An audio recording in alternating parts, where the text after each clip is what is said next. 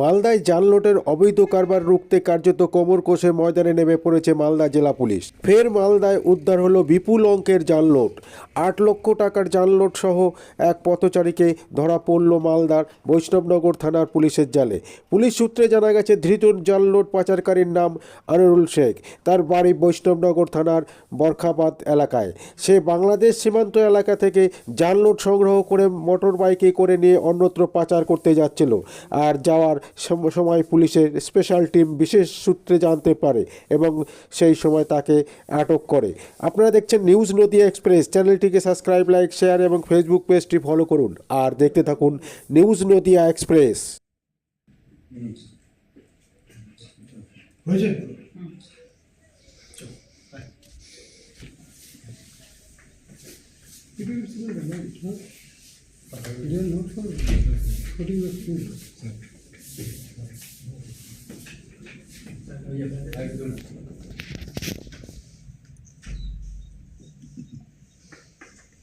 এ দেখো গৌড় বলে কোন গৌড় আমি বুঝতে পারছি না, সত্যি বলছি। ছেড়ে দিতে বলো না, তাহলে বলো যে দরকার নেই। এটা ক্লিয়ার একটা কথা বলতে হয় তো।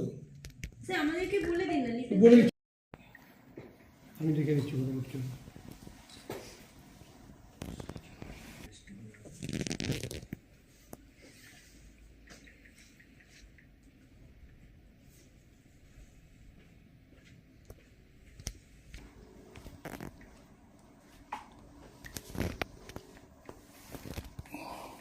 মোবাইলটা কোথায়? মোবাইল ফোনটা রেখে তুমি কি করছো? ফোনটা দেখে নিয়ে দরকার ছিল। হ্যাঁ, সব তাড়াতাড়ি করে চলে আসবে।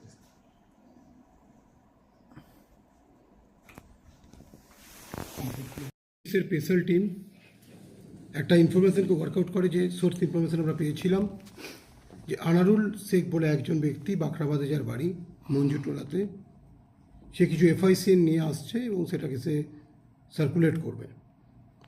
আমরা তাকে ইন্টারসেপ্ট করি, তার কাছ থেকে প্রায় 8 লাখ টাকার 500 টাকার ডিনোমিনেশনের এফআইসিএন রিকভারি করি।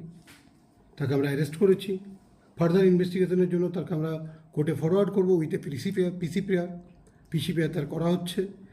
এই ব্যক্তি মোটরসাইকেলে করে এই এফআইসিএনটা নিয়ে যাচ্ছিল বর্ডার এরিয়া থেকে। এটা নিয়ে ওর যাওয়ার উদ্দেশ্য ছিল এটাকে সার্কুলেট করার জন্য। আমরা ওর মোবাইলটাও ভেরিফাই করেছি, সেটাও আমরা চেক করছি।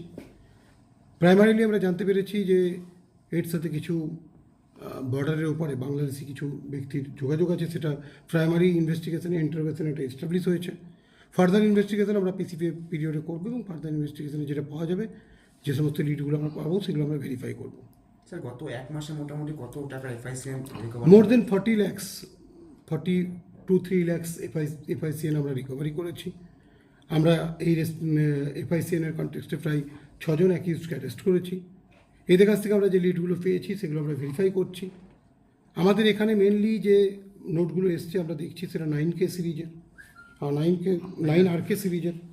হ্যাঁ, তো আমরা বাকি যে ইনভেস্টিগেশনের প্রসেস আছে সেগুলো আমরা কমপ্লিট করবো, অ্যাজ ওয়েল অ্যাজ এর যে এন্ডগুলো, কোথা থেকে এটা কালেক্টেড হচ্ছে।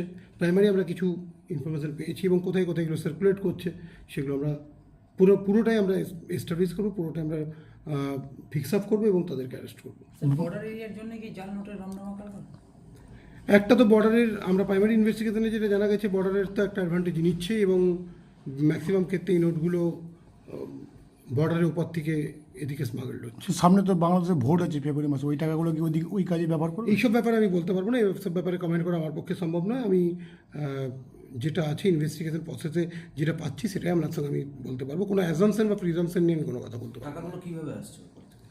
টাকাগুলো বিভিন্ন ক্ষেত্রে কখনো থ্রো করছে, কখনো বা বর্ডারের উপরে যে সমস্ত ব্যক্তিরা আছে তাদের মাধ্যমে স্মাগলড হচ্ছে। আমরা এগুলো সবই ভেরিফাই করছি, যে যে পয়েন্ট থেকে এটা আসছে, যে কীভাবে আসছে না আসছে সেটা আমরা ভেরিফাই করে দেখছি। টিআই পেড করানো হবে? টিআই পেডের তো এখানে প্রভিশন নেই, আমরা তো ওকে ইন্টারসেপ্ট করে ধরেছি। টিআই পেডের provision, TI paid is not required.